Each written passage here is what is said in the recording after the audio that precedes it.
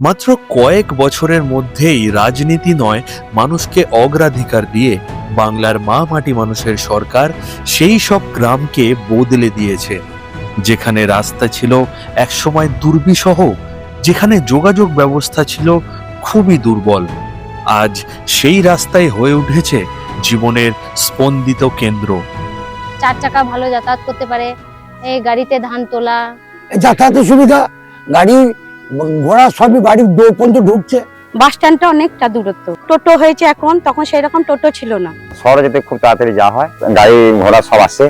এই রাস্তা হওয়ার পর থেকে খুব সুবিধা হচ্ছে, পরীক্ষা যেতে সুবিধা হচ্ছে, মানে তাড়াতাড়ি যাওয়া হচ্ছে স্কুল। এখন কোনো অসুবিধা হয় না বর্ষাকালে, এখন তো পিজি রাস্তা না, তখন কারাতে অসুবিধা হতো যাওয়া আসা। এই রাস্তাটা আগে হয়েছে, তারপরে গ্রামের রাস্তাগুলো আমাদের গ্রামের ভেতরে ভেতরে অলিগলি যেখানে যেখানে রাস্তা আছে সব হয়ে গেছে। গ্রামীণ সড়ক নির্মাণের মাধ্যমে তৈরি হয়েছে 14 কোটিরও বেশি শ্রম দিবস। অগণিত পরিবারের কাছে পৌঁছেছে মর্যাদা, আয় এবং তারা পেয়েছেন জীবনের নতুন উদ্দেশ্য।